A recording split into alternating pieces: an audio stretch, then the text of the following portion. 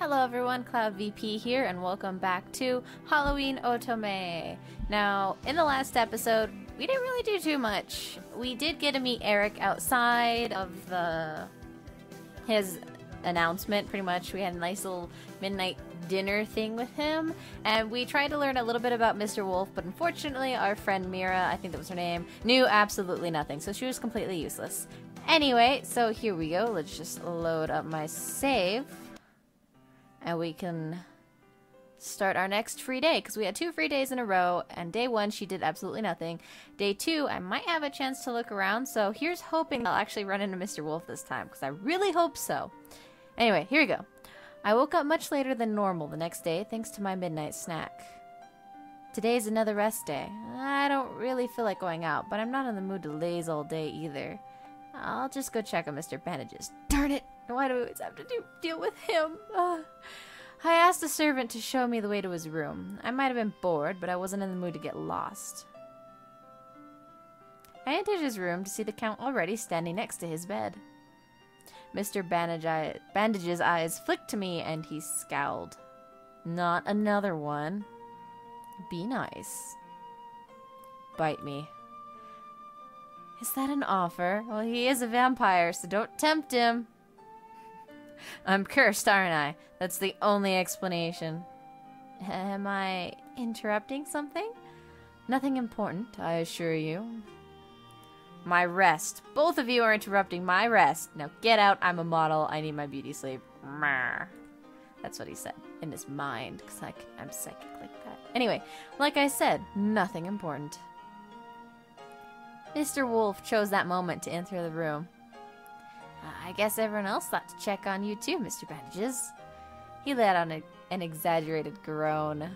Why won't you people leave me alone? Because we're a team, and teams do things together. Because you shouldn't have to be alone when you're sick. What if I want to be alone? Mr. Wolf looked away before changing the subject. I didn't notice before, but this room is bigger than mine. Naturally. Actually, if you look at his room is pretty nice and spacious. Like, my room is, like, kind of little. But it does have that cool bed that I like. The ones with, like, the curtain drape thingies. I want one of those. That's really cool. But anyway, he must be a really hotshot if he has a giant room like that. It needs to fit his ego, after all. Any response from Mr. Bandages would have given blah blah blah blah blah was cut off by a knock at the door. Ah, that must be lunch. Mr. Wolf opened the door, and a servant wheeled in a cart filled with more food than Mr. Bandages could eat, sick or not. That's way too much food for you to eat alone, so we'll join you. Oh, how nice. You did this, didn't you? Now, why would I do a thing like that? The Count took a plate from the tray, placed some food on it, and handed it to a glaring Mr. Bandages.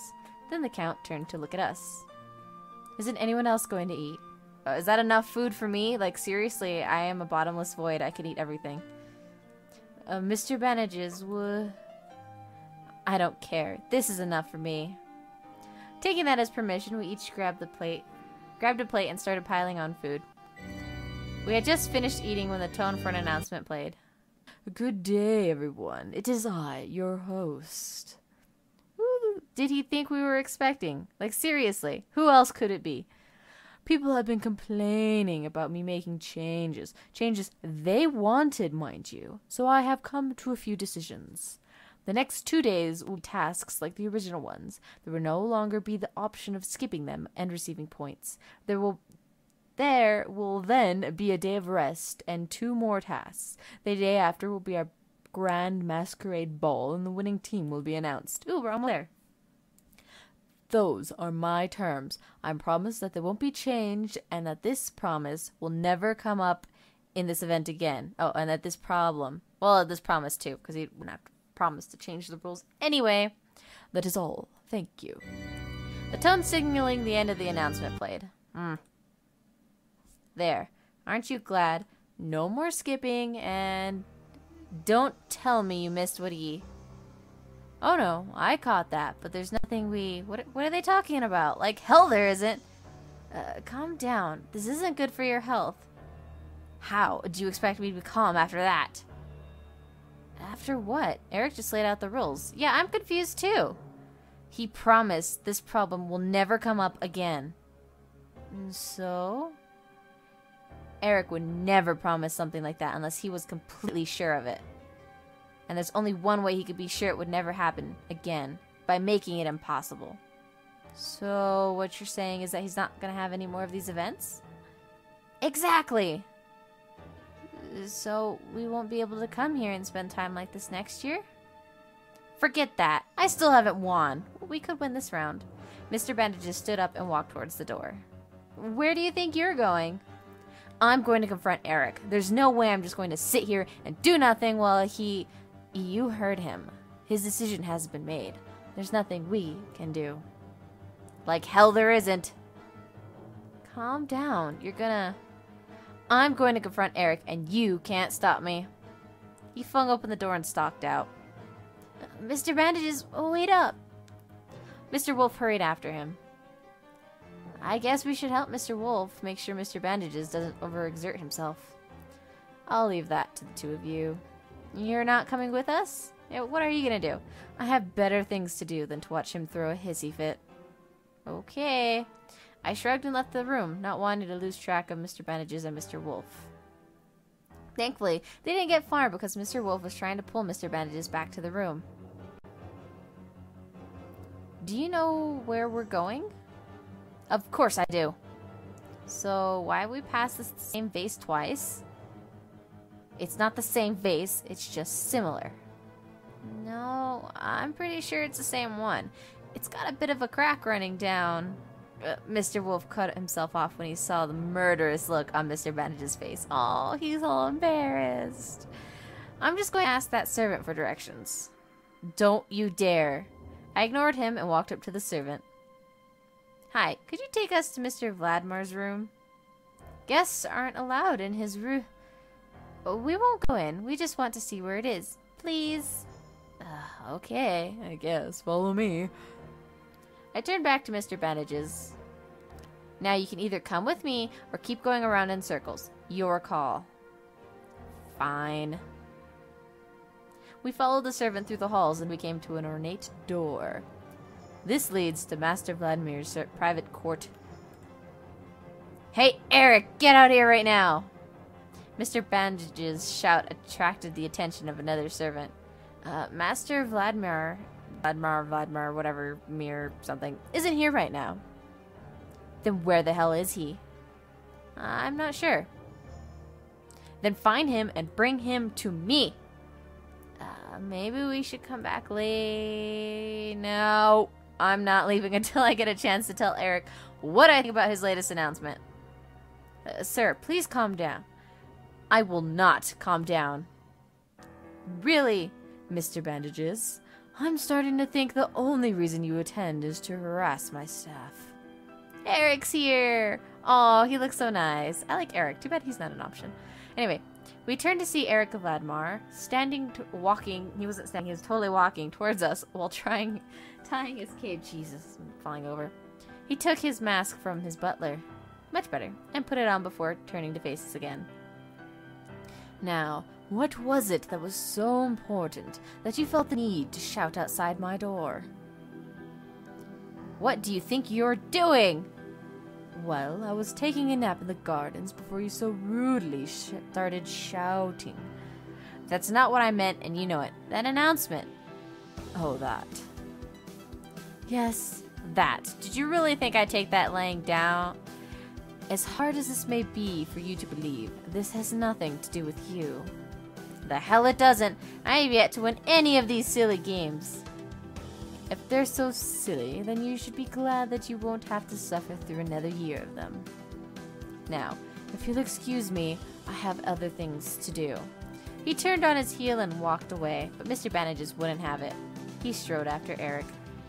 Don't you dare walk away from me while I'm trying to talk to you! Mr. Wolf and I exchanged a worried look before hurrying to catch up with the two taller men.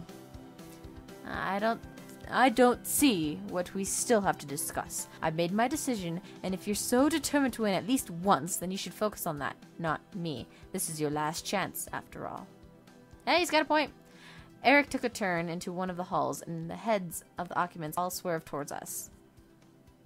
Don't think I'm dropping this just because you decided to make it public. You made it public with all your shouting.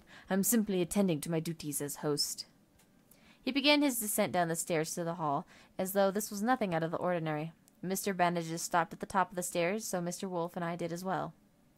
Drop this idiotic act. And just listen to me for once. I'm getting their voices confused. Not that I have actually specific voices for them, but I'm trying. Maybe tone. I don't know. Anyway, Erik froze not even halfway down the stairs. After a moment, he squared his shoulders and turned around to face Mr. Bandages. The entire hall seemed to be holding their breath in anticipation of Erik's response. When he did speak, his voice was low and controlled. You. People leaned in closer as they strained to hear what he was saying. A sudden jostle caused me to lose my balance. As I started falling, time seemed to slow down to the point where I could see Erik's eyes widen. The next thing I knew, he was catching me in his arms. Before I can even feel an ounce of relief, I felt Erik shift. He was taking a step back to compensate for the momentum, but there was no floor behind him. His action had us both falling downwards. Wow, way to go. My character is the best. I closed my eyes and braced myself, only to have them fly open when I felt my face collide with a hard object. Erik's face. Wow. Just wow. She totally was just standing there and lost balance. She's like, oh shit. And he's like, let me catch you. Right in the face. It's just like any kind of anime-ish kind of moment, which is hilarious because I think it's really funny, and I really wasn't expecting that. I was really looking forward to see what Erik had to say, and my character just like collided on his face. I wonder if she kissed him because it kind of looks like it, Erik's face. For a moment, I was too shocked to even realize we had stopped falling. Erik didn't seem to have the same problem, though, as he turned his head to face our savior, his butler. Impeccable timing, as always. Do be careful, Master Vladimir. Vladimir. I still don't know how to pronounce that. Anyway, Erik looked down at me questioningly. Are you okay, Miss Archer? Well, that music ended. Apart from the pain in the jaw? Yeah. I'm terribly sorry about that. You didn't do anything, she fell! The sound of people murmuring brought our attention to the fact that his arms were still loosely wrapped around me. I just took a step backwards, and his arms fell away. Thank you for saving me. Sorry I'm such a klutz. Think nothing of it. I couldn't be much of a host if I allowed one of my guests to be harmed when I could stop it. His butler whispered something to him. Now, if you'll excuse me, I have something to attend to. He looked at Mr. Bandages for a moment before leaving. Mr. Wolf ran to my side, while Mr. Bandages followed at a more sedate pace. Are you alright, Miss Archer? I'm fine. My jaw's just a bit sore, that's all. Erik does have a thick skull, kind of like you. We should probably take you to the on-site doctor. There's an on-site doctor? Of course there is. Can you lead the way? Fine. I need to pick up some pain meds anyway. Mr. Wolf and I followed Bandages to the on-site doctor's office. I'm surprised you could find that. Mr. Bandages walked straight into the office without even bothering to knock. Oh, it's you again. I came for my pain meds. Oh, and Miss Archer fell down the stairs, but Erik caught her. The doctor immediately ushered me over to a bed. I know he said Master Vladimir caught you, but did you hit anything? Are you experiencing any pain? Just a bit of pain in my jaw. Your jaw? Didn't you hear? He caught her with a kiss. Oh, the Count's back. I turned just in time to see the Count walk into the room. A kiss? How do you even know that? You weren't there. Wasn't I? I must say, if I knew you and Erik are going to cause a scene, I probably would have gone somewhere else. Erik? Still, I got to experience quite a spectacle.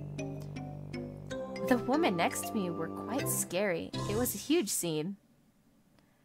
What do you expect when our leader just throws herself at Erik? People throwing themselves at him is quite common, but none have been quite so bold as to risk their life for a kiss. Bold. Shameless.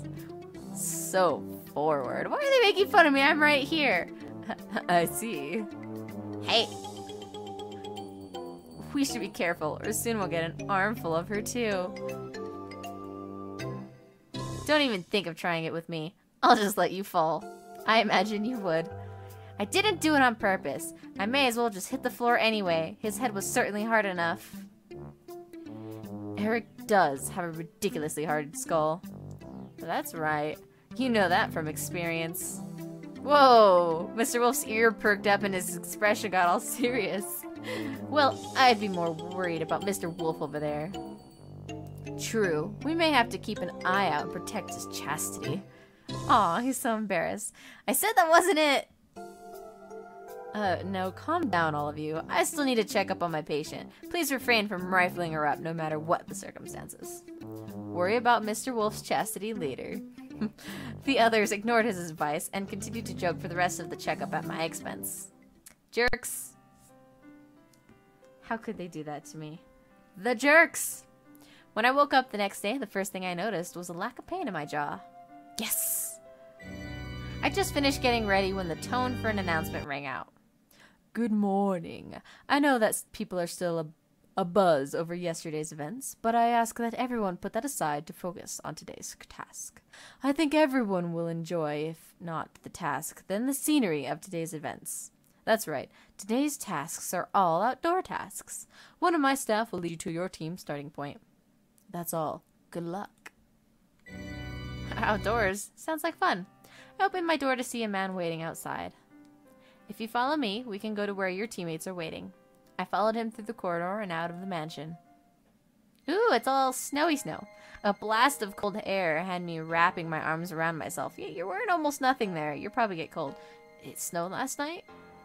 It would seem that way, wouldn't it? He led me to where Mr. Wolf, Mr. Bandages, and the Count were already assembled. And the man pulled an envelope from his coat pocket and handed it to me. This is your clue. Breakfast should be along shortly. Having said that, he bowed and left. It wasn't even a minute before another man was wheeling a breakfast cart towards us through the snow. He's like, I'm gonna get you your food, guys. Hold on. Anyway, are you feeling better? Yep, 100%. And that's a good thing, too. Eating with a sore jaw isn't very fun. Yeah. What's the clue say? We'll get to that after we eat. The food won't stay hot for long in this weather. Besides, you know the rules. Food first, game second. Jesus. The sooner we get it done, the sooner we can get back inside where it's warm. Yeah, he is also wearing just like bandages. Food first. Fine. Once we finished eating, I opened the envelope and pulled out the clue. A gust of wind almost ripped it from my hands, but I held on. This wind is really strong. The clue.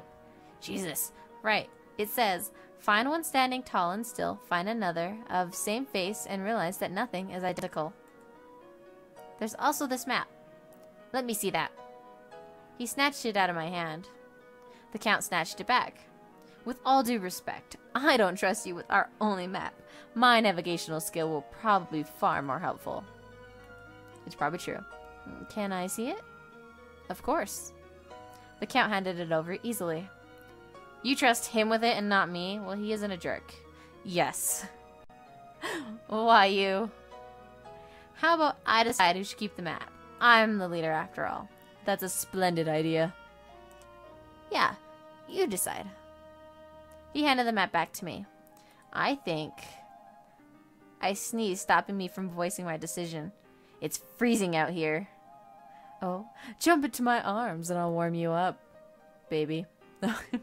Don't be foolish. We can't have you sticking to someone throughout the game just because you're cold. It'll slow us down. Well, we can't just leave her to freeze.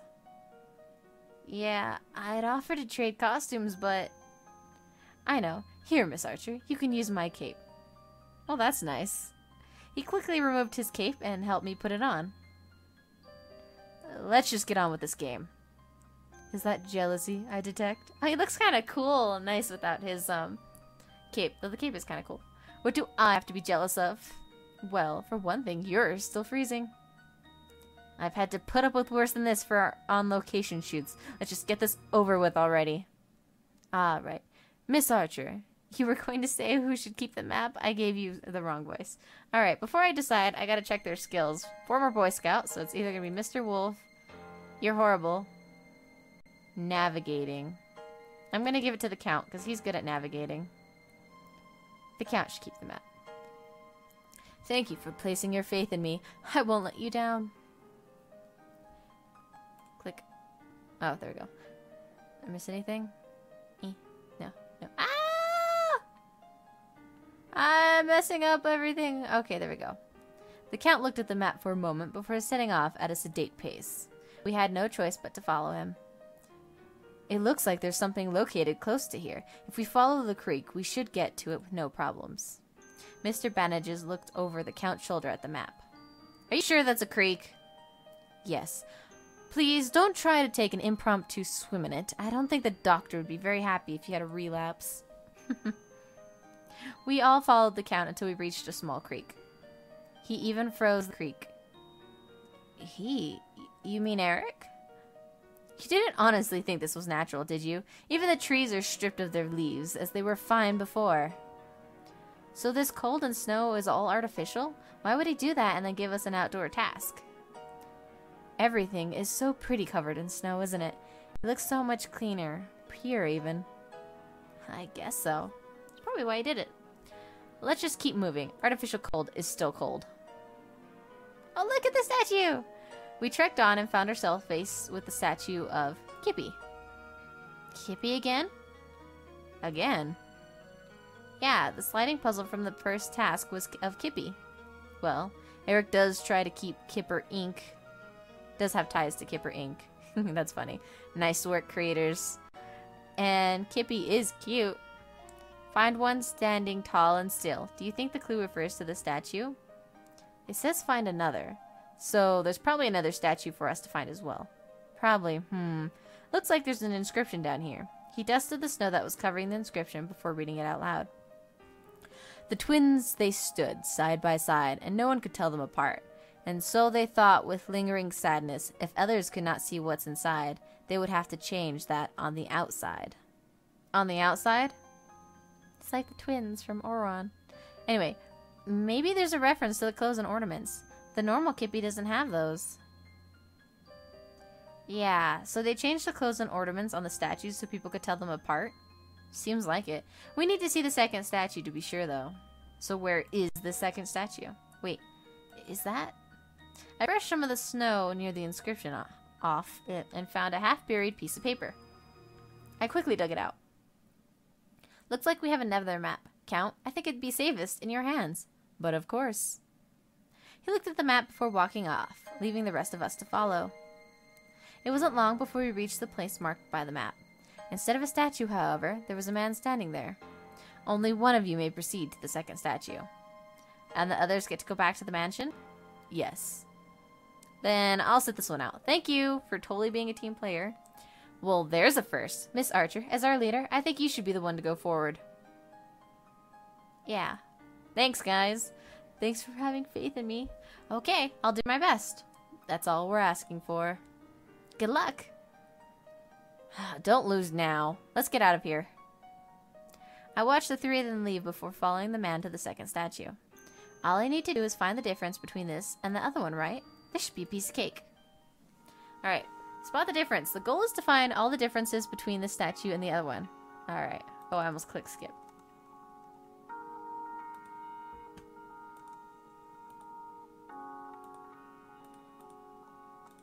I don't remember. It'd be nice if they had a comparison for me to look at. But nothing's clicking. Oh. I wish I didn't know I had a note from memory. I was expecting to have a side-by-side comparison, but whatever. And that's the last one. Good job. Your team receives 1 point. Oh, heck. Nope. I ain't having none of that shit. Hold on, guys. I'm going to redo that puzzle and cheat and get 5 points because that's not fair. I didn't know what I was doing. So, hold up. I'm going to fix that real quick. Okay, and I'm back. So I redid that puzzle because I think that was a little bit ridiculous on how they expected me to just memorize the point, like, right away and look at it and then expect to know it after all that dialogue. I was not going to remember. I don't have that good of a memory. So I just redid it real quick. And there we go. I got 5 points. And now I get to go to the team room. I cheated just ever so slightly. Anyway, but I had to go through a lot of dialogue to get right back to where I was. I followed the man to the team room to only see Mr. Wolf and the Count there. You did great. Thanks. Where's Mr. Bandages? He said something about going to bed when we got back to the mansion. I was out there freezing off my butt to get a good score and he's sleeping? Yes. I'm sure he was really tired. No, actually, it's probably because he doesn't like the cold. I should go put his hand in a bowl of cold water. That'd show him. Does that really work? Oh, we can always find out. I don't think that's really necessary. We should give the guy a break. He was wearing bandages and torn clothes. He's probably worried he'll get sick again. I guess you're right. It was pretty cold out there. Speaking of which, you can have your cape back, Count. I took off the cape and handed it back to the Count. You could have kept it until you were feeling warmer. Nah, it's fine. The mansion is much warmer than outside anyway. Besides, I think it'll take a page out of Mr. Bandage's book and get some sleep too. What? I think I'll take a page out of Mr. Bandage's book. What? Okay. The weather is perfect for it. Okay. And there we go. We have ended another day and another puzzle that was kind of dumb, but I guess I should have been paying more attention. They were even saying, you know, that you're gonna have to spot the differences, and I was like, oh, whatever. They're gonna have, like, a similarity thing. I could just spot them that way, and it was like, nope, you gotta remember. And I was like, well, damn it. So, anyway... Sorry, I had to cheat a little bit in that way, but I made sure to pick the Count again on the second run, because I had to go through basically the beginning of the episode, just, like, go through all the dialogue again real quick. So anyway, I believe we are getting closer to the end, and I'm going to try to finish this game before Halloween or on Halloween. So I'm going to be putting out a couple episodes a day to try to make that happen. So I hope you guys don't mind the extra episodes, but I want to try to get it done by Halloween, because once Halloween is over, it's no longer Halloween. And then it's time to get ready for like Thanksgiving and Christmas and things like that. So that's why I'm going to try to finish these. Anyway, after all I've said and done, I hope you all enjoyed this episode, and I hope to see you all the next one. So until then, bye everyone!